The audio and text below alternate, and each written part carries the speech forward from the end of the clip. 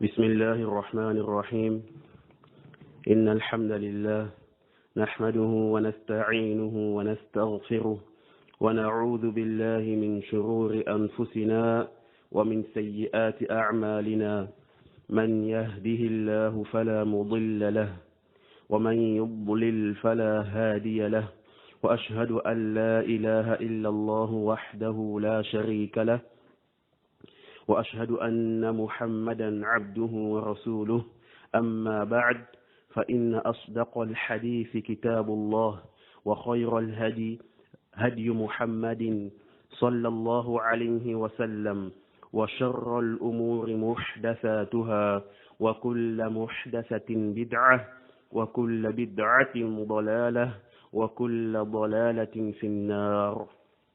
نعم أيها الإخوة والأخوات، ما زلنا في سلسلة دروسنا المتعلقة بكشف وبيان حقيقة المبتدع الضال الكذاب التكفيري الحدادي عبد العزيز ديباغا وشرذمته. نعم، وشرذمته المكونة من أناس يفسدون في الأرض ولا يصلحون. نعم. Donc, nous sommes toujours dans notre série de cours إلى متى,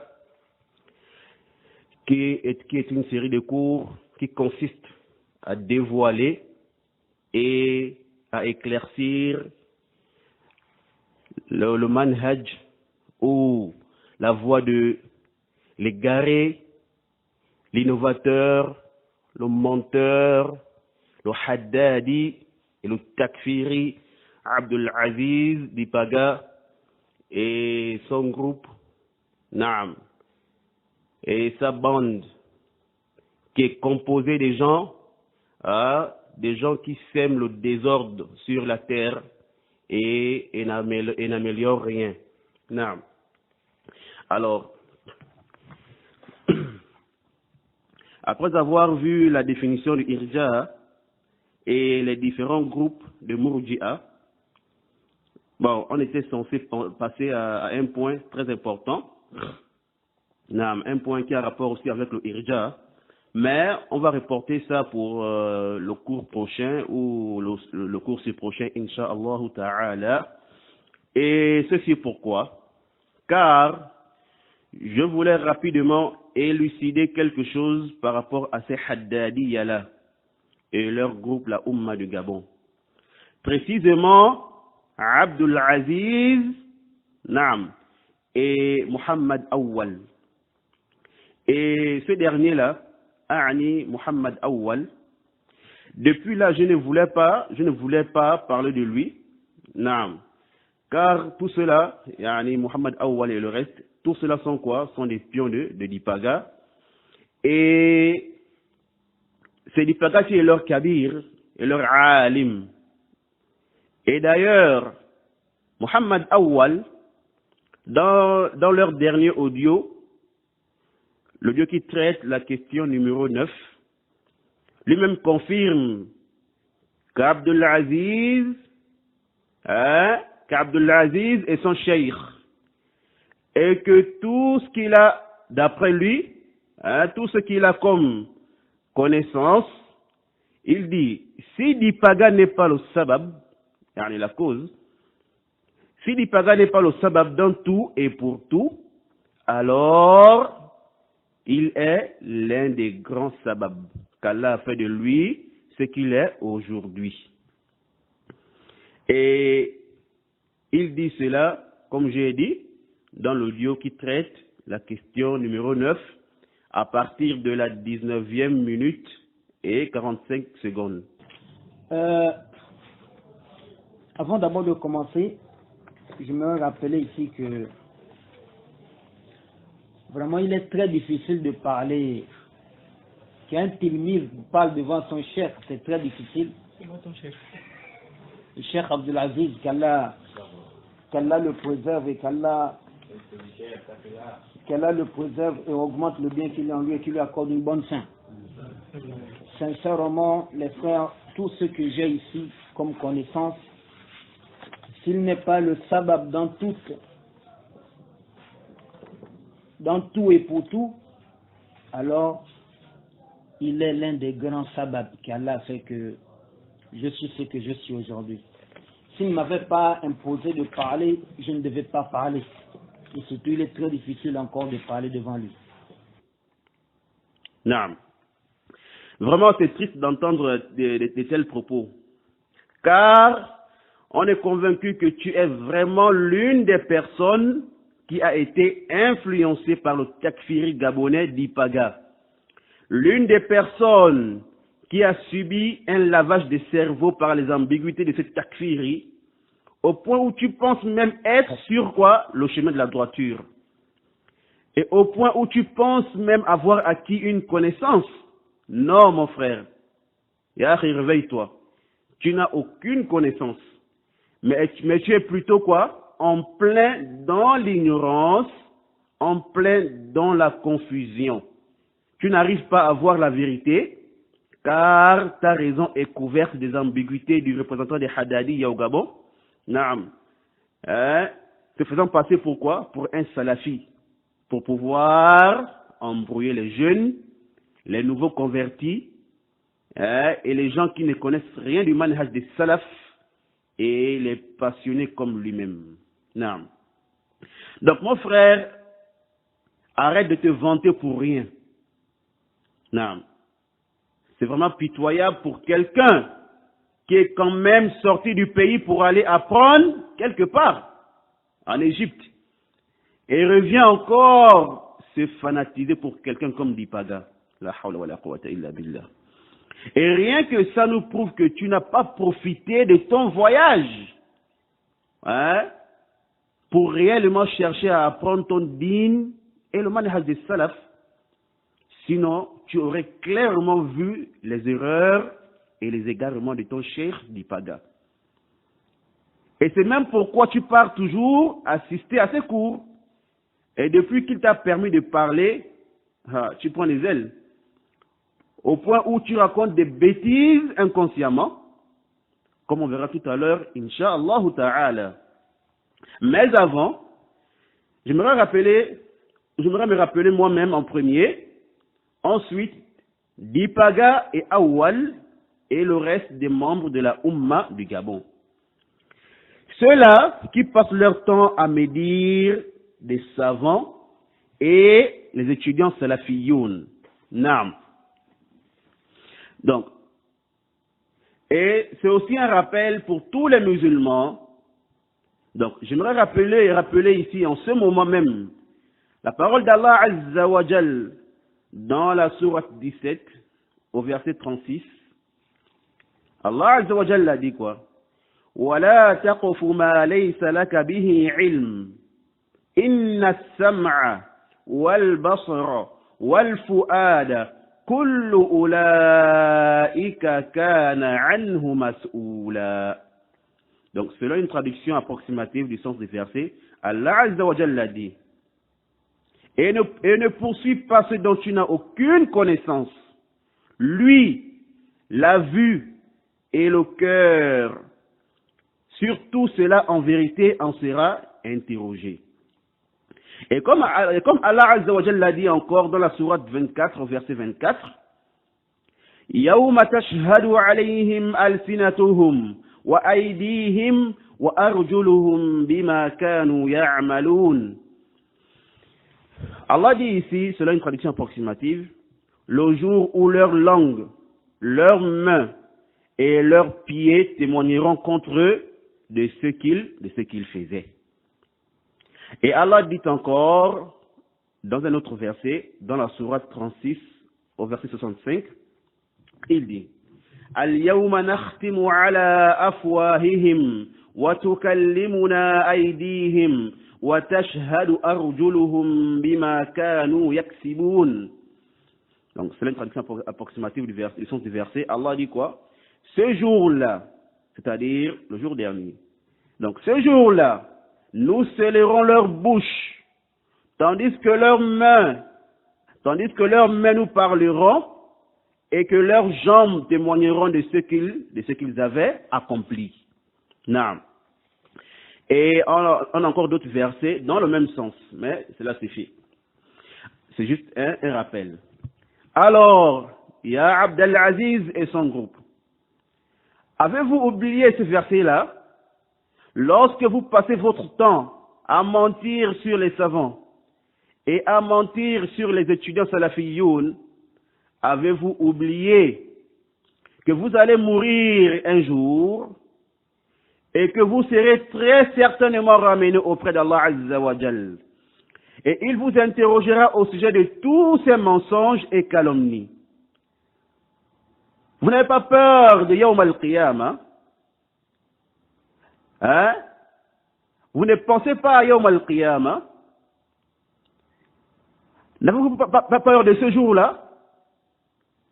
Yawm al-Qiyamah, ces savants-là, et tout le monde que vous calomniez, vous tous, devant Allah Azza wa Jalla, ce jour-là, ils vous demanderont pourquoi avoir menti sur eux.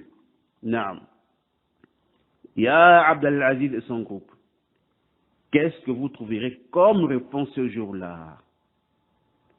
Tu diras quoi, Ya Abdelaziz? Ala takhafu min hadha al-yawm? Le jour où tes propres membres vont témoigner contre toi. Ya Abdelaziz, tu trouveras quoi comme réponse ce jour-là? Quoi? Tu diras que c'est la passion, l'orgueil, l'amour de la vedette. Tu diras quoi? Tu diras quoi, Ya Abdelaziz? Tu diras quoi?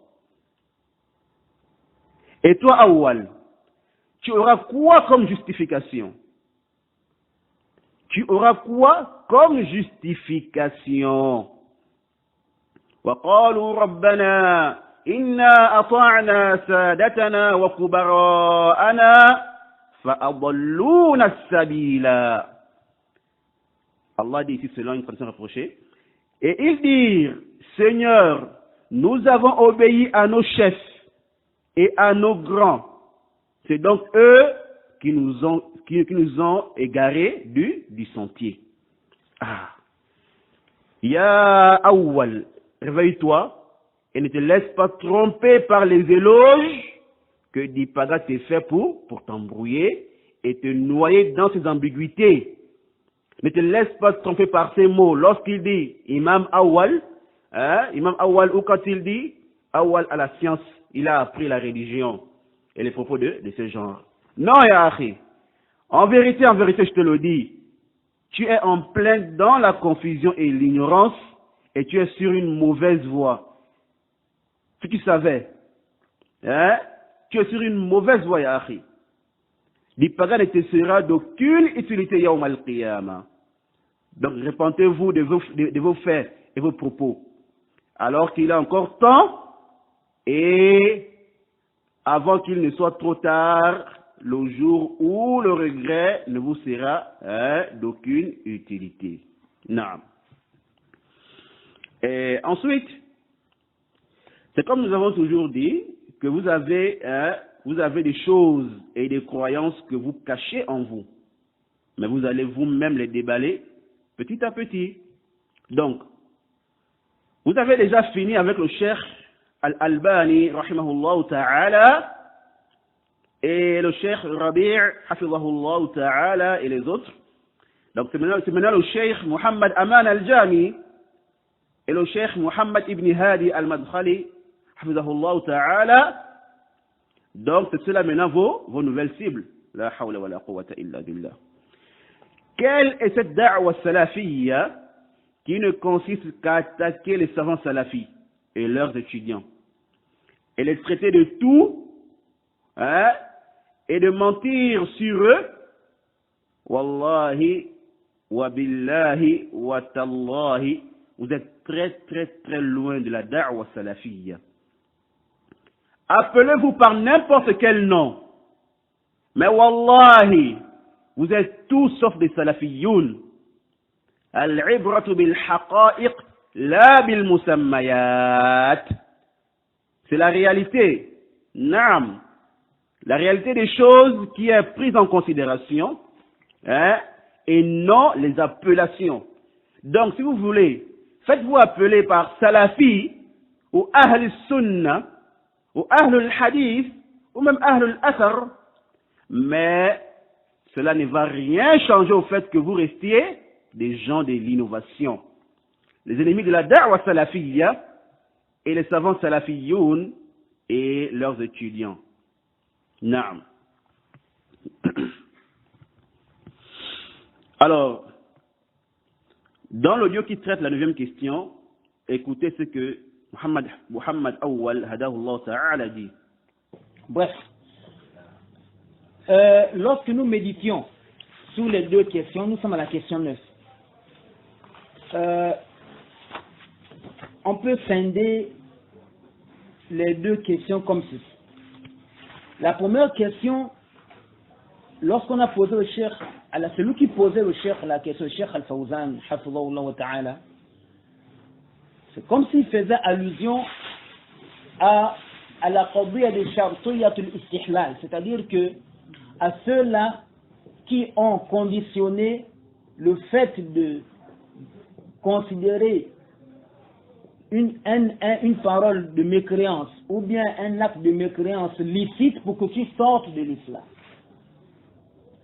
Et la deuxième question, le tasi' qui a toujours un rapport avec le fait d'injurer Allah, c'est un rapport avec l'intention, al-qasdu. Parce que les murji'atul asr, ils ont conditionné le fait de viser en posant un acte de mécréance, c'est une parole ou bien une action, ils ont conditionné que la personne qui la pose fasse cela avec l'intention de sortir de l'islam, c'est-à-dire qu'il vise le kufr billahi azza wa jalla. Et ils ont, cette qa'ida-là est sahiha, mais simplement elle n'est pas mutlaqa, on ne l'applique pas de façon générale. Elle est appliquée dans les masaïl khafiyya, c'est dans les masaïl, les sujets subtils, c'est dans ces sujets-là qu'on tient compte de l'intention de la personne qui commet un acte de mécréance ou une parole de mécréance ou bien une action de mécréante. Lorsque la parole de mécréante ou bien l'action de mécréante, elle n'est pas quoi?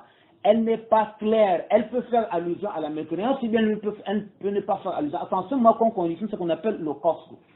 Les murji'a, ils appliquent cette qa'ida-là mutlaqan. Cette qa'ida-là, ils appliquent cette règle-là de façon générale. Cette règle... Naam. Donc, nous allons d'abord analyser et faire aussi des ta'liqat au propos des awwal. Naam. D'abord, ici, la question du qasd al-kufri wa qasd al-amal al-mukaffir. Donc, viser la mécréance et viser l'acte de mécréance. Viser la mécréance et viser l'acte de mécréance. Non. Bon, ce que nous allons juste dire par rapport à ce sujet-là, c'est qu'il faut faire la différence entre le qasd al-kufr, qui est quoi? Viser la mécréance, et faire la différence entre cela et le qasd al-amal al-mukaffir, ou qasd al-fi'l al-mukaffir, ou qasd al-amal al-kufri. Donc, viser l'acte de mécréance. Vous voyez? Parce que ces gens-là, même Awal, lorsqu'il a parlé de ça, il s'est un peu embrouillé. Il n'a pas, c'est-à-dire faire la différence entre les deux. Alors, le qasd al-kufr, c'est quoi? C'est quoi le qasd al-kufr? C'est-à-dire que, par exemple, quelqu'un commet un acte de mécréance, comme insulter Allah Azza wa Jalla et son messager, ou il dit, comme certains chrétiens disent, que c'est Jésus qui est Allah, ou qu'il piétine le Coran, ou autre que ça. Autre que ça, comme propos de mécréance claire ou acte comme acte ou croyance, ou propos. Donc, que la personne ne devient pas mécréante tant qu'elle n'ait pas visé la mécréance. Vous voyez? Donc, si une personne fait ça, ils disent que la personne n'est pas mécréante, tant que la personne n'a pas visé quoi? La mécréance en faisant cela. Donc, quelqu'un insulte Allah, et quand tu lui demandes, il répond en disant quoi? Que je n'ai pas visé la mécréance. Que quoi? Je n'ai pas visé la mécréance, ou que je ne faisais pas allusion à la mécréance quand je disais cela.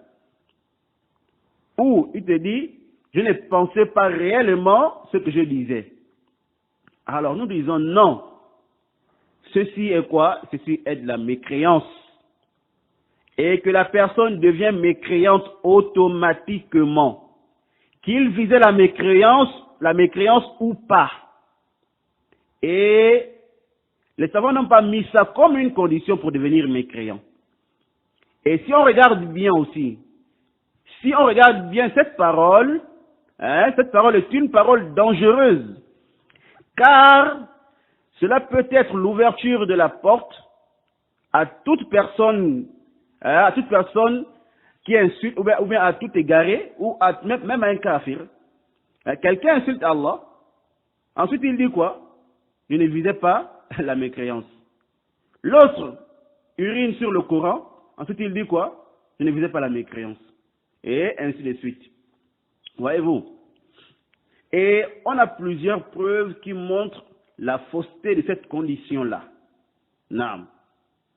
Par exemple, le verset 103 à 105 de la sourate 18, là où Allah Azza wa Jalla dit قُلْ هَلْ نُنَبِّئُكُمْ بِالْأَخْسَرِينَ أَعْمَالًا الَّذِينَ ضَلَّ سَعْيُهُمْ فِي الْحَيَاةِ الدُّنْيَا وَهُمْ يَحْسَبُونَ أَنَّهُمْ يُحْسِنُونَ صُنْعًا أولئك الذين كفروا بآيات ربهم ولقائه فحبطت أعمالهم فلا نقيم لهم يوم القيامة وزنا. Non. Donc ici Allah dit, selon une traduction rapprochée de ce verset, Allah dit, voulez-vous que nous vous apprenions lesquels sont les plus grands perdants en œuvre? Ceux dont l'effort dans la vie présente s'est égaré alors qu'ils s'imaginaient faire le bien. Ceux-là qui ont nié les signes de leur Seigneur ainsi que sa rencontre. Leurs actions sont donc vaines. Nous ne leur assignerons pas de poids au jour de la résurrection. Non. Alors, Ibn Jarir al-Tabari, rahimahullah ta'ala, qu'est-ce qu'il dit par rapport à ces versets?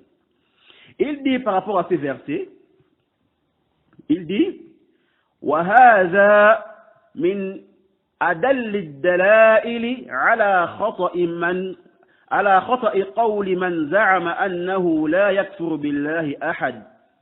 وهذا من أدل الدلائل على خطأ قول من زعم أنه لا يكفر بالله أحد إلا من حيث يقصد إلى الكفر بعد العلم بوحدانيته.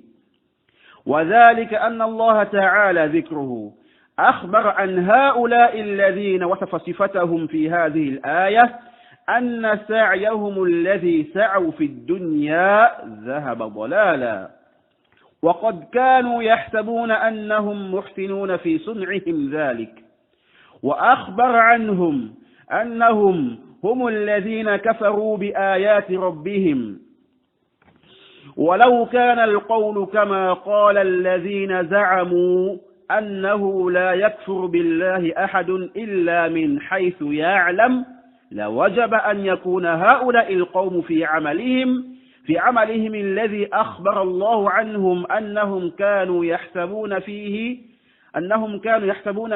أنهم يحسنون صنعه مثابين مأجورين عليه ولكن القول بخلاف ما قالوا فأخبر جل ثناؤه عنهم أنهم بالله كفرة وأن أعمالهم حابطة. نعم. Ibn Jarir al-Tabari, rahimahullah ta'ala, il dit ici, en commentant les versets de la sourate 18 qu'on a précité, il dit Et ceci fait partie des plus grandes preuves qui montrent l'erreur de la parole de celui qui prétend qu'aucune personne ne peut devenir mécréante que lorsqu'elle vise la mécréance après avoir connu l'unicité d'Allah subhanahu wa ta'ala. Et cela parce que Allah le Très-Haut a informé au sujet de ceux-là dont il a fait leur description dans ce verset, que leur effort qu'ils ont fourni dans ce bas monde est devenu quoi? Égarement. Alors qu'ils pensaient ou ils s'imaginaient faire le bien. Ils s'imaginaient faire le bien dans ce qu'ils faisaient ou dans leurs faits en question. Et Allah a informé que ce sont eux qui ont mécru au verset de leur Seigneur. Et si c'était comme ceux qui ont prétendu que personne ne devient mécréant que sauf s'il sait, c'est-à-dire qu'il connaît que ceci est de la mécréance, et qu'ensuite qu'il vise la mécréance, ou bien qu'il sait qu'il devient mécréant. Donc l'imam dit que si c'était comme cela ont prétendu, ou bien si c'était comme cela prétendent, alors cela devrait être rétribué, récompensé par rapport à leurs œuvres dont Allah a informé qu'ils pensaient faire du bien en faisant ces œuvres-là. Mais hélas, c'est le contraire de ce qu'ils ont dit. Voyez-vous? Donc c'est le contraire de ce qu'ils ont dit.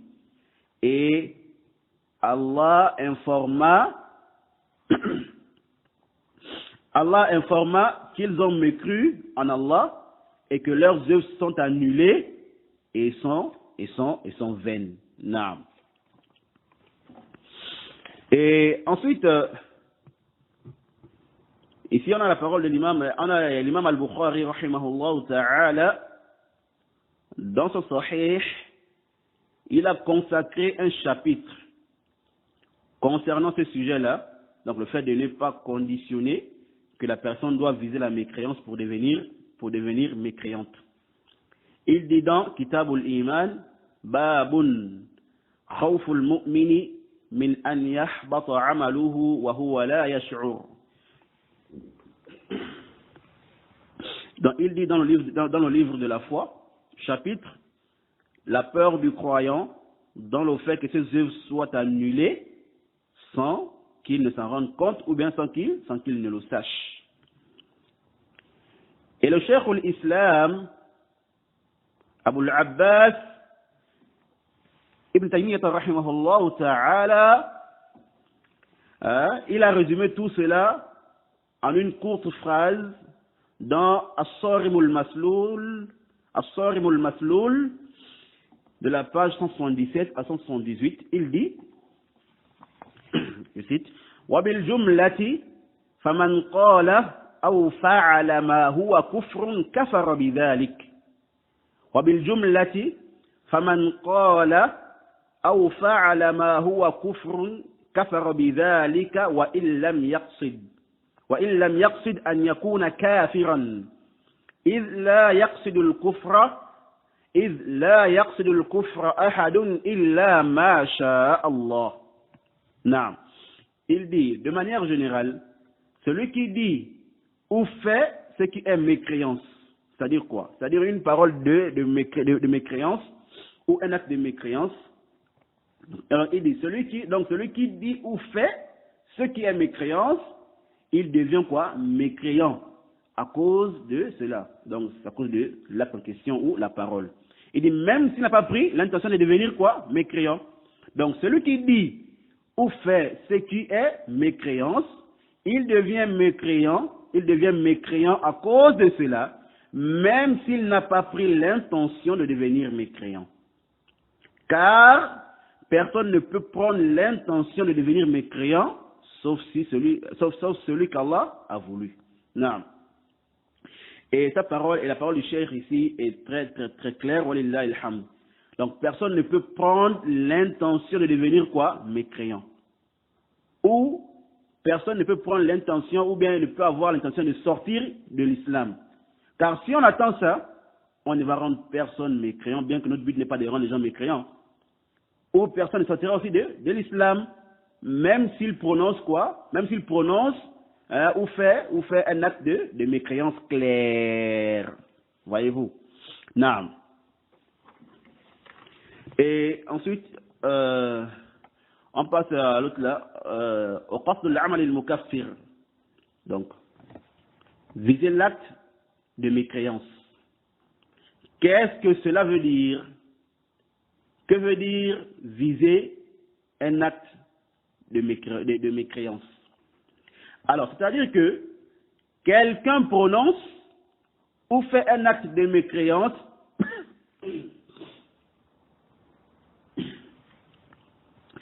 donc, excusez-moi, c'est-à-dire que quelqu'un prononce ou fait un acte de mécréance expressément, en ayant l'intention de faire cet acte-là et de son propre gré. Pas par erreur, ni par ignorance, ni par contrainte, mais il fait de son propre gré tout ça, ou bien l'une de ces choses-là, en sachant que cet acte-là ou cette parole est de la mécréance. Voyez-vous? Alors, celui-là, il devient quoi? Automatiquement aussi kafir, mécréant. Même s'il dit qu'il ne visait pas la mécréance en faisant cela. Voyez-vous? J'espère que c'est clair. Donc, on va prendre un exemple ou quelques exemples pour que ceci soit clair. Non. Donc, par exemple ici, quelqu'un sait qu'immoler pour autre qu'Allah Azza wa Jal, il sait que cela, c'est de la mécréance. Ensuite, il fait cela sciemment. Devient-il mécréant ou pas? Est-ce qu'on va encore lui demander quelle était son intention lorsqu'il faisait ça? La réponse, non. Il devient quoi? Automatiquement mécréant. Qu'il visait la mécréance ou non. Voyez-vous? Il devient mécréant, qu'il visait ici la mécréance ou non. Et de même, quelqu'un qui se moque de la religion, ou d'un des versets du Coran, ou il se moque d'une des sunan du prophète alayhi salatu wassalam, il se moque de cela expressément, connaissant la sentence juridique par rapport à cela, devient-il mécréant à cause de ça, à cause de ses propos ou pas? Ou on doit encore lui demander ou lui poser la question de savoir qu'est-ce qu'il visait ici? Hein? Non. Nous disons non. Il devient quoi? Mécréant directement. Qu'il ait visé ici la mécréance ou non. Ou pas, voyez-vous? Naam. Donc, sachez aussi, ya ikhwa, qu'il y a des cas d'exception où la personne ne devient pas mécréante, même si elle prononce ou fait l'acte de mécréance claire, ou qu'elle fasse ou prononce une parole muhtamal, c'est-à-dire qu'on peut comprendre de ses propos la mécréance, comme on peut aussi ne pas comprendre de ses propos la mécréance. Voyez-vous? Donc, premièrement, le cas où quelqu'un fait un acte de mécréance claire et qu'il ne devient pas mécréant. Par exemple, quelqu'un qui est vraiment en colère au point où il ne sait pas ce qu'il dit. Ou celui qui est extrêmement en joie, ou une joie débordante, ou celui qui est dans une grande frayeur, ou dans une terreur, ou une peur, hein, ou que la personne soit ignorante, hein, et j'en passe. Non. Alors, celui-là, même s'il prononce une parole de mécréance claire, ou qu'il fasse un acte de mécréance claire, hein, clair comme le soleil, comme l'a dit le Cheikh Ibn Uthaymin, rahimahullah ta'ala, que même s'il fait un acte de mécréance clair, il ne devient clair comme le soleil, le Cheikh a dit, que même s'il fait un acte de mécréance clair comme le soleil, alors celui-là ne devient pas quoi? Mécréant. Donc, il ne devient pas mécréant. Et pourquoi celui-là n'est pas devenu mécréant et pourtant il a fait un acte de mécréance clair? Alors, ne dites pas comme nous accusent ces menteurs-là, ou comme disent ceux-là, ce menteur-là et sa bande. Ils vont te dire quoi? Que ceux-là, c'est-à-dire nous et ceux qu'ils traitent de Mourji'a, ils disent ils vont te dire qu'ils ne le rendent pas mécréant. C'est-à-dire que, comme celui qu'on a précité à peine là, on vient de prendre l'exemple là, ou ce qu'on a cité à peine là. Ils vont te dire que celui-là, ils vont te dire que nous, on ne le rend pas mécréant. Pourquoi? Ils disent parce qu'il n'a pas visé la mécréance, ou qu'il n'a pas eu l'intention de devenir mécréant. Vous voyez, c'est talbis là. Donc ils vont te dire ça. Qu'on ne rend pas celui-là mécréant parce que on dit qu'il n'a pas visé quoi? La mécréance, ou qu'il n'a pas eu l'intention de devenir mécréant. Là, abadan. Donc nous disons à cela, kafa hada talbis. Naam. Celui-là ne devient pas mécréant. Pourquoi? Parce que ici, nous avons quoi? Un empêchement. Naam. Il y a une chose qui l'empêche, ou bien qui l'a empêché de viser l'acte de mécréance. Naam. Il y a une chose qui fait quoi? Qui l'a empêché quoi? De viser l'acte de mécréance. Et en d'autres termes, la personne en question, elle n'avait pas l'intention de faire l'acte de mécréance. Mais c'est le fait de la colère ou la joie, comme on a dit, et c'est ça son excuse. Et non le fait qu'il n'ait pas eu l'intention de devenir quoi? Mécréant. Voyez-vous? Et c'est comme a dit le Cheikh de l'Islam, que personne ne peut prendre l'intention de devenir mécréant. Sauf si Allah a voulu ça pour la personne. Voyez-vous? Donc ici, on ne dira pas que son excuse c'est quoi? C'est qu'il n'a pas visé la mécréance. Là. On dira quoi? Qu'ici, il a eu un empêchement, ou ici il y a un mania en fait. Voyez-vous? Et donc ici il n'a pas visé l'acte de mécréance. Pourquoi? Comme on a dit, l'effet de la colère ou la joie, tout ce qu'on a cité. Alors, et pour que tout cela soit encore plus clair, alors dans le hadith de Anas, radiallahu ta'ala anhu, un hadith qui est très connu, rapporté par l'imam al-Bukhari et l'imam Muslim et l'imam at-Tirmidhi, rahimahumullahu jami'a, et bien d'autres. Donc, on ne va pas lire tout le hadith, mais on va juste prendre la partie qui nous intéresse. Donc, c'est le hadith de celui dont sa monture s'est enfuie avec sa nourriture et sa boisson. Dans le désert, quoi. Et tellement désespéré, qu'est-ce qu'il a fait? Il s'est allongé sous l'ombre d'un arbre. Désespéré, il ne pensait plus retrouver sa monture, ni sa nourriture, et sa boisson aussi. Et vu qu'il était dans un désert, où est-ce qu'il pourrait se procurer encore tout ça? Donc il s'est allongé sous l'ombre de l'arbre en question, désespéré, en attendant quoi? La mort. Et soudainement sa monture se pointa devant lui. Il l'a saisi par sa muselière, tellement content, ébloui. Qu'est-ce qu'il a dit? Il a dit quoi? Il a dit, Allahumma anta abdi wa ana rabbuk. Allahumma anta abdi wa ana rabbuk. Donc il dit, oh Seigneur, tu es mon serviteur et je suis ton maître. Donc il a dit quoi? Oh Seigneur, tu es mon serviteur et je suis ton maître. Tellement qu'il était quoi? Content. Donc il était vraiment sous le fait d'une joie extrême. Vous voyez? Maintenant, lorsqu'il dit ça, Allahumma anta abdi wa ana rabbuk. Lorsqu'il dit, ô Seigneur, tu es mon serviteur et je suis ton maître, n'est-ce pas de la mécréance claire ça? Même s'il disait seulement, ou s'il se limitait seulement au fait de dire, ô Seigneur, tu es mon serviteur, ça là seulement, c'est de la mécréance claire. Et de surcroît, il a encore ajouté quoi? Et je suis ton Seigneur. Donc tu es mon serviteur et je suis ton Seigneur. Voyez. Ici la question qu'on pose. Est-ce que celui-là est mécréant, est-ce que celui-là, à cause de ce propos-là, est devenu mécréant?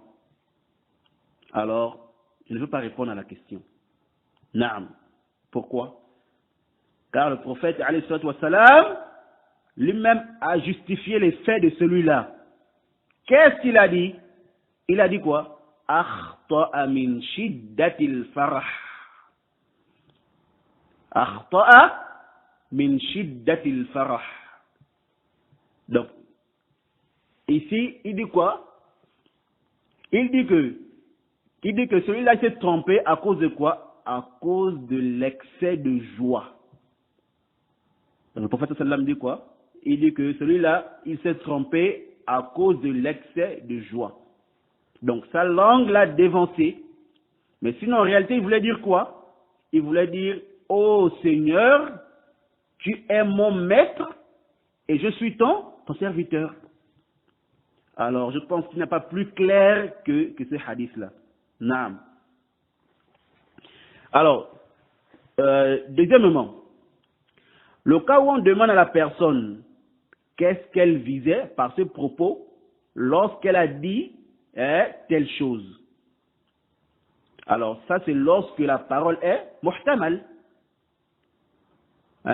On peut sous-entendre la mécréance ou autre que la mécréance dans ces propos. Alors là, il faut poser la question à la personne de savoir ce qu'elle voulait dire par ces propos. Car on ne peut pas prendre une personne, ou on ne peut pas rendre une personne comme ça, mécréante, qu'après qu'on ait connu son intention lorsqu'elle disait une telle chose. C'est pourquoi Az-Zurqani, ou comme disent certains, Az-Zarqani, dans son commentaire de Mukhtasar Khalil, il dit quoi? Man ata bi lafdhin يحتمل الكفر من وجوه كثيرة ويحتمل الإسلام من وجه واحد فإنه لا تجري عليه أحكام المرتد. Il dit quoi? Il dit celui qui vient avec une parole qui renferme la mécréance sous plusieurs aspects et renferme l'islam sous un seul aspect, alors les jugements de l'apostat ne s'appliquent pas sur lui. Voyez-vous? Donc la personne ne me croit pas pour cela. Ou bien il ne devient pas quoi? Apostat. Alors il a dit ça dans son char de Mukhtasar al-Khalil. Mukhtasar Khalil, il a mentionné ça dans le tome 1 à la page 160. À la page 160. Naam. Donc, ici vous voyez que si quelqu'un ne peut pas sortir, donc par rapport à la parole de Az-Zurqani, si quelqu'un ne peut pas sortir de l'islam à cause d'une parole qui sous-entend la mécréance, ou bien qui renferme la mécréance sous plusieurs aspects, et renferme l'islam, c'est-à-dire une parole qui n'est pas une parole de mécréance, sous un seul aspect. Donc, si une personne ne peut pas sortir de l'islam à cause d'une parole qui sous-entend la mécréance sous plusieurs aspects, et sous-entend aussi l'islam sous un seul aspect, alors, a fortiori, quelqu'un ne peut pas devenir mécréant à cause d'une parole qui renferme l'islam sous plusieurs aspects par rapport à la mécréance, ou que la parole sous-entend ou renferme la mécréance et l'islam au même niveau. Voyez-vous? Donc, c'est quoi la solution ou la porte de sortie par rapport à cela? Lorsque la parole renferme plusieurs trucs comme ça, ou bien à la fois la mécréance et à la fois ce qui n'est pas mécréance. Qu'est-ce qu'on doit faire? Quelle est la porte de sortie? Donc ici, c'est de se rapprocher de la personne et de lui demander qu'est-ce qu'elle visait en disant telle chose. Naam, oui. Ou quelle était son intention en disant telle parole. Voyez-vous? Naam.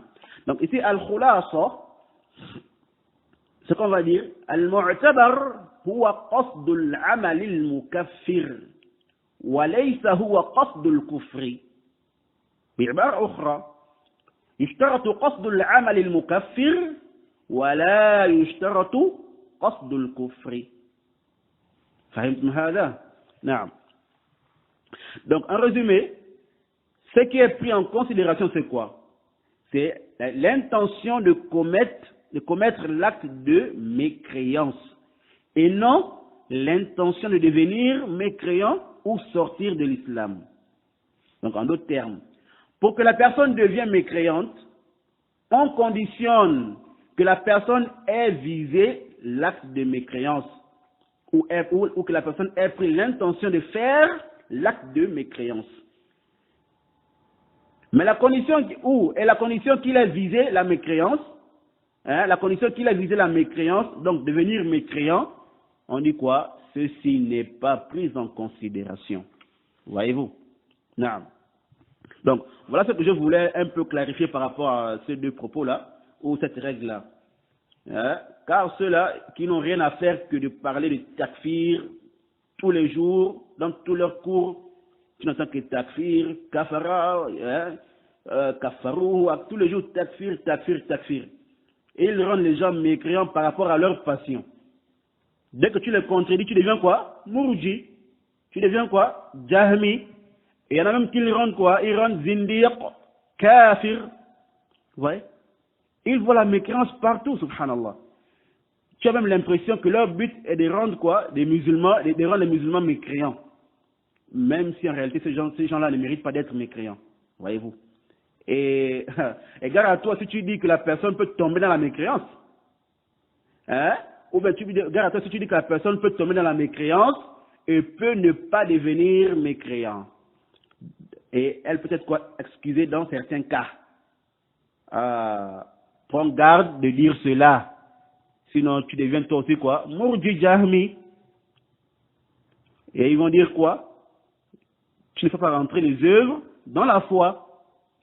Ou, chez toi, la mécréance, c'est quoi? C'est seulement le reniement, comme les Jahmiya. Un tas de blasphèmes, des calomnies et des mensonges sur les salafiyoun. Alayhim min Allahi ma yastahiqoun. Naam. Quelqu'un qui prétend, yani Abdul Aziz, une personne qui prétend faire la da'wa, quelqu'un qui prétend faire la da'wa, qui veut empêcher ou bien qui veut prêcher et exhorter la Ummah du Gabon, mais il a déjà rendu la plupart des gens, ou beaucoup parmi cette Ummah en question, Murji'a, hypocrite, comme il a dit dans l'un de ses cours. Il dit quoi? Il dit beaucoup de musulmans au Gabon sont des Murji'a. Il dit aussi que beaucoup des étudiants des Jamia Islamiyya, donc de Médine, sont des Murji'a. Et ici, lorsqu'il a dit ça, il a dit beaucoup. Il a dit beaucoup, il n'a pas dit la plupart. Mais dans l'un de ses écrits, il dit la majorité des musulmans et musulmanes ne sont que des hypocrites. Subhanallah. La majorité des musulmans et des musulmanes ne sont que des hypocrites. Et là, je ne sais pas si il fait allusion à rien qu'aux musulmans du Gabon, ou il fait allusion aux musulmans et aux musulmanes de manière générale. Vu qu'il a dit, la majorité des musulmans et musulmanes ne sont que des hypocrites. Mais on va seulement restreindre ça aux musulmans du Gabon, pour ne pas le faire tomber dans ce qui est plus grave, généraliser tous les musulmans. Même si lui-même tombe dans des choses graves et des paroles graves inconsciemment. Donc, en fait, pour lui, ne sont sur la droiture que les gens de son groupe. Voyez-vous? Et tenez-vous bien, bientôt au Gabon, on sera tous des Murji'a. Non, bientôt on sera tous des Murji'a Jahmiya.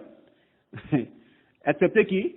Abdul Aziz et son groupe. Wallahu al-musta'an. Naam.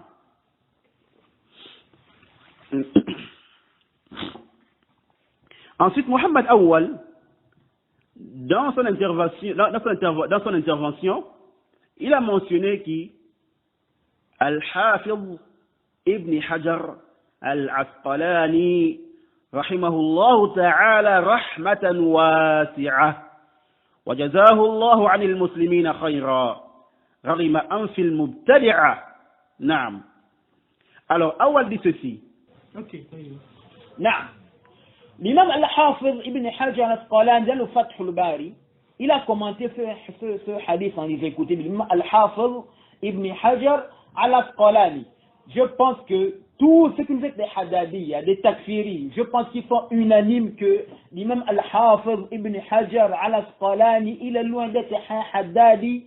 Mohammed Haddad a existé des années, des siècles et des siècles après sa mort. Et il est nous aussi un takfiri. Non.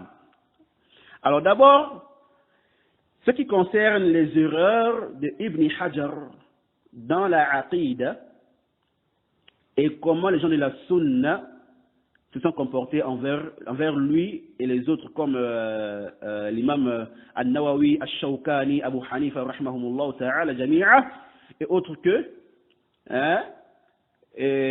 qui ont eu certains problèmes dans la Aqidah.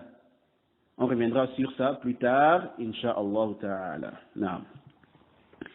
Mais ce qui a attiré ici mon attention, c'est que Muhammad Awal, dans ses propos, il dit, l'imam Ibn Hajar, il dit l'imam Ibn Hajar. هذا جميل بل جميل جدا. نعم. Car nous les gens de la Sunna, nous prenons Ibn Hajar comme une référence et on voit qu'il est excusé pour ses erreurs dues à son ijtihad dans certains sujets de la Aqidah et autres, mais principalement la Aqidah, et que cela ne fait pas de lui un innovateur égaré. Vous voyez? Mais ce qui est apparent ici, c'est que Awal prend aussi Ibn Hajar comme référence. Alors que son cheikh Abdul Aziz Dipaga traite Ibn Hajar de quoi? De Murji Jahmi. Il le traite de quoi? De Murji Jahmi. Et ceci est étonnant. Naam.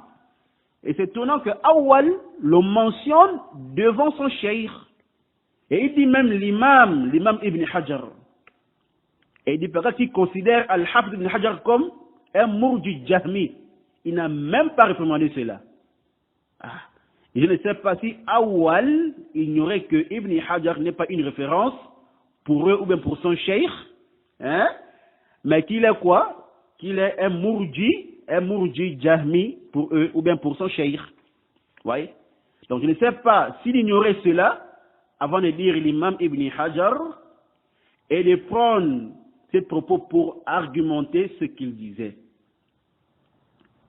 Ou Awal voulait faire une réplique à son cheikh pour lui faire comprendre que Ibn Hajar n'est pas un Murji Jahmi comme il le dit.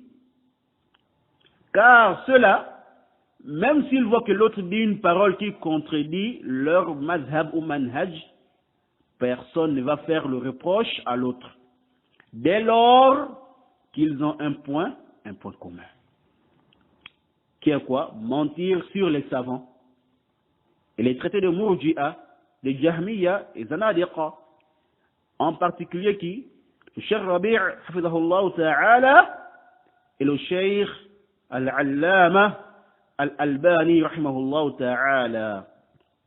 Donc pour eux, si tu veux être agréé auprès d'eux, tu dois dire que le Cheikh Rabi' et le Cheikh Al-Albani sont des Murji'a, ils sont des Jahmiya, sont des Zanadiqa. Vous voyez? Sinon toi aussi tu deviens quoi? Tu deviens Murji, tu deviens Jahmi. Voyez-vous? C'est pourquoi nous disons que ceux-là, ils sont comme des Ikhwan al-Muslimin. Ils appliquent la même règle que les Ikhwan al-Muslimin. Tant qu'ils sont unanimes sur un point, alors l'un d'entre eux peut les contredire sur plusieurs points, ou n'importe quel point, même si ce point-là est un point qui marque la différence entre les gens de la Sunna et les gens des Bid'a. Donc pour eux, il n'y a aucun problème, donc il n'y a aucun problème pour eux, tant que tu es en conformité avec eux sur leur point capital. Ah, sinon comment est-ce possible qu'on traite Ibn Hajar de Murji, Jahmi, et personne parmi eux ne réprimande cela? Et si Muhammad Awwal a vraiment la conviction que Ibn Hajar est un imam, est une référence pour les gens de la Sunna, et qu'il n'est pas Murji Jahmi, et qu'il est une référence pour lui, et pour les gens de la Sunna, pourquoi n'a-t-il jamais reprimandé cela à Abdul Aziz? Pourquoi? Ou faire plaisir à Abdul Aziz et être aimé par Abdul Aziz, recevoir les éloges d'Abdul Aziz est plus aimable pour lui que de défendre l'honneur des savants dont l'effort est reconnu auprès des gens de la Sunna. Wallahi, le travail que Ibn Hajar rahimahullah ta'ala a fait dans cette religion, Abdul Aziz a fait quoi comparé à cela? Qu'est-ce qu'Abdul Aziz a fait qu'on puisse comparer cela à Ibn Hajar? Ibn Hajar rahimahullah ta'ala a fait profiter toute la Ummah bifadlillahi ta'ala. Et Dipaga n'arrive même pas à faire profiter la petite Ummah du Gabon. Mais il est quoi? Le premier à attaquer les grands savants de cette religion. Les savants qui ont passé toute leur vie à défendre la Sunna et à servir, et qui étaient au service de la Ummah. Ah, ya Awal. C'est l'honneur de Dipaga, les garés, le Mubtadi' qui doit être préservé, et non celui des savants de la Sunna. Subhanallah. Et quand on défend les savants de la Sunna, vous êtes les premiers, par votre jahl, à dire que nous suivons les hommes. On défend les hommes au lieu de défendre la religion. Subhanallah. Cette parole ne peut provenir que d'un ignorant. Car toute personne qui a un peu de base dans le manhaj des salaf, il sait que nous ne sommes pas en train de défendre ces savants-là à cause de leur propre personne. Pas parce que c'est le cheikh Al-Albani ou le cheikh Rabi' ou Al-Hafiz Ibn Hajar. Non, il y a Jahil, il y a Safih. Nous défendons ces savants-là à cause du din. Voyez-vous, à cause du din. À cause de ce qu'ils ont fait pour ce din. À cause de ce qu'ils ont fait pour secourir la religion d'Allah subhanahu wa ta'ala. Ne les aime que celui qui aime Allah et son messager, et ne les déteste que les ennemis d'Allah et de son messager. Et les défendre, c'est défendre la religion. On fait ça uniquement dans le seul but de secourir la religion et non pour leur propre personne. Ifham hadha ya jahil ya safi. C'est pourquoi on ne se fanatise pas pour aucun parmi ces savants-là, quel que soit son rang. Et nous n'acceptons pas et ne prenons pas d'eux leurs erreurs. Voyez-vous. Et on leur trouve des excuses pour ce qu'ils ont, pour ce qu'ils ont fait, ou bien pour ce sur quoi ils se sont trompés. Tant que ce n'est pas la passion qui les a conduits à l'erreur. Mais plutôt, c'est de quoi? C'est des erreurs dans l'effort de la compréhension, ou des erreurs dans l'effort de la compréhension des textes. Un ijtihad, vous voyez?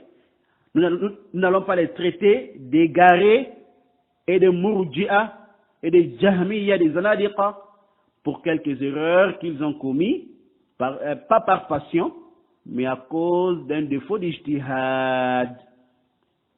Vous voyez?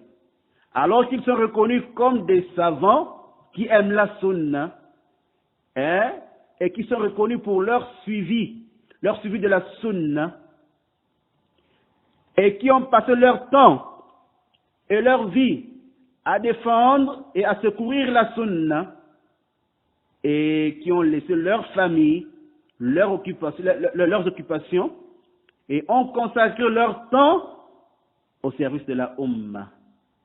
Jazahumullahu anna khayra al-jaza' wa rahimallahu al-mawta minhum wa hafiza al-ahya'a minhum wa atala Allahu a'marahum ala ta'atihi ya Rabb.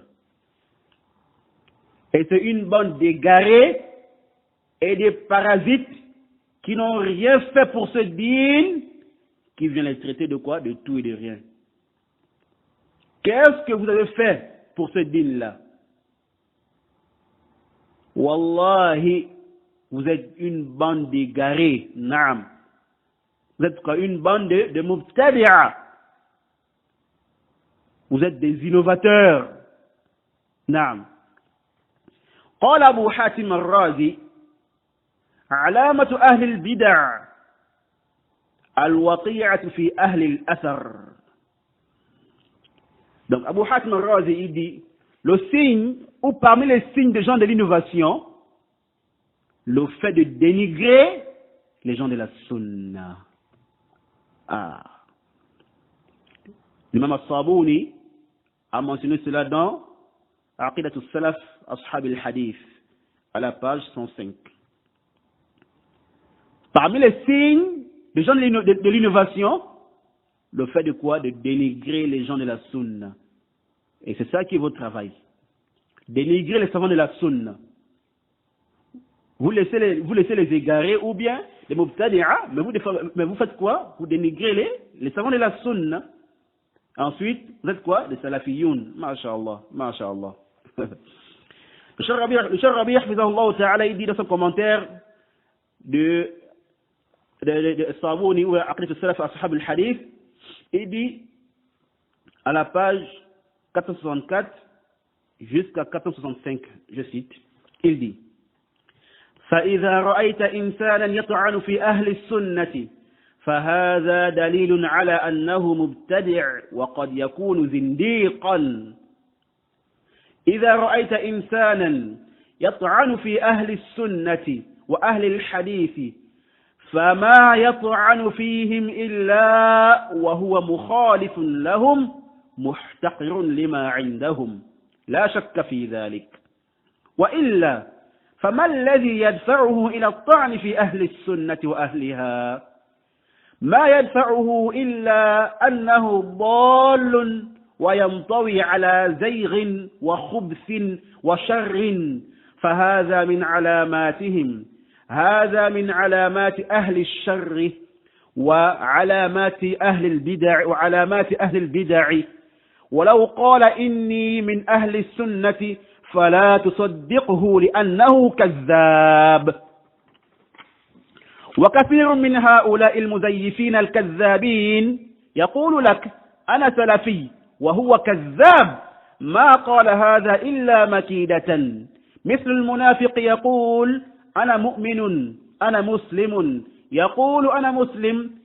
المنافق لا يقول أنا كافر وأنا منافق وأنا أكره الإسلام، بل يقول أنا مسلم ويصلي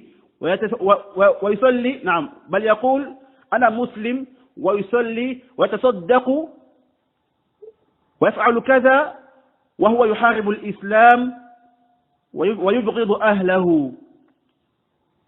فكثير من الناس الآن من يقول أنا سلفي ولا تراه إلا يبغض أهل الحديث ويطعن فيهم. نعم. Donc, ici le Cheikh Rabi' ibn Hadi al-Madkhali, hafidhahullah ta'ala, il dit, si tu vois quelqu'un dénigrer les gens de la sunna, ceci est une preuve qu'il est quoi? Qu'il est un innovateur. Ou qu'il est innovateur. Et il se pourrait qu'il soit zindiq. Et si tu vois quelqu'un dénigrer les gens de la sunna et les gens du hadith, eh bien, il ne les dénigre que parce qu'il les contredit et minimise, méprise ce qu'ils ont. Il n'y a pas de doute en cela. Sinon, qu'est-ce qui le pousse à dénigrer les gens de la sunna? Il ne fait cela que parce qu'il est égaré et qu'il repose sur l'égarement la perversité, le mal, et ceci fait partie de leurs signes. Ceci fait partie des signes des gens du mal. Il fait partie des signes des gens de l'innovation. Et le cheikh dit, et s'il te dit, c'est-à-dire l'innovateur, s'il te dit, excusez-moi, le cheikh dit ici, et s'il te dit, donc l'innovateur, il te dit que je fais partie des gens de la sunna, le cheikh dit quoi? Ne le crois pas. Vous voyez? Ou ne lui crois pas, car c'est un menteur. Donc il dit, s'il te dit, je fais partie des gens de la sunna, ne crois pas en lui, car c'est un menteur. Et beaucoup parmi les faussaires, menteurs te disent, je suis salafi, alors que c'est un menteur. Il n'a pas dit cela que dans le but, ou bien il n'a pas dit cela que dans le but de la tromperie. Vous voyez? Donc tromper les gens. Le cheikh dit, c'est comme l'hypocrite qui dit, je suis croyant, je suis musulman. Il dit qu'il est musulman. L'hypocrite ne dit pas que je suis un mécréant. Un hypocrite. Hein? Donc l'hypocrite ne dit pas que je suis mécréant ou je suis hypocrite. Et que je déteste l'islam. Par contre, qu'est-ce qu'il dit? Il dit, je suis musulman.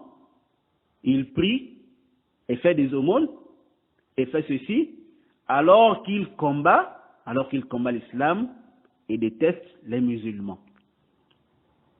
Vous voyez? Le cheikh dit, il y a beaucoup de gens maintenant qui disent, je suis salafi, alors que tu le vois détester les gens du hadith et tu le vois en train de les dénigrer. Naam. Alors, qu'Allah préserve le cheikh Rabi', hafizahullah ta'ala. Wallahi, les gens de bid'a le détestent et le dénigrent que parce qu'ils les maîtrisent bien, comme on dit chez nous, de A à Z. Naam. Ils les maîtrisent bien. Ils connaissent leur technique. Naam. Quand tu entends les propos du cheikh Rabi', hafizahullah ta'ala, qu'on vient de lire, tu peux même dire qu'il vit au Gabon et qu'il connaît bien Sahibuna Abdelaziz et son groupe. Quelqu'un te dit qu'il est salafi. Il te réclame de la salafiyya. Mais c'est quoi son boulot? Son boulot, c'est de dénigrer les savants salafis et les salafiyoun. Et par ailleurs, il défend quoi? Il défend qui? Les égarés et les sectaires. C'est ça la salafiyya? La ilaha illallah. Ça c'est quelle salafiyya? Ya Abdelaziz. Donc pour toi la salafiyya, c'est de faire le ta'n, c'est les ulama salafiyyin et leurs étudiants. Et tu défends les égarés. La hawla wa la quwwata illa billah. Alors on va s'arrêter là pour ce cours. Mais avant, j'aimerais vous dire de bien retenir le cas qu'on vient de voir, Awal, qui mentionne ici Ibn Hajar, et fait ses éloges, en disant l'imam Ibn Hajar, parce que quand on dit quelqu'un imam, c'est que la personne est qudwa. Donc, c'est une forme d'éloge, voyez-vous. Donc, il dit Ibn Hajar, il dit l'imam Ibn Hajar, alors que son cheikh traite Ibn Hajar de quoi? De Murji Jahmi. Mais malgré cela, il n'a rien dit. Il était là, il n'a rien dit. Alors, il faut retenir ça. Et ceci est une forme, ou un signe qui montre leur ressemblance aux Ikhwan al-Muslimin. Et au prochain cours, on verra dans le prochain cours, ou le prochain audio, la deuxième forme similaire à celle-là. Vous voyez? Sauf que là-bas, ce sera quoi? L'inverse. Et ce sera clair, Inch'Allah, dans le prochain cours. Wa subhanakallahumma wa bihamdika wa ashhadu an la ilaha illa anta astaghfiruka wa atubu ilayk.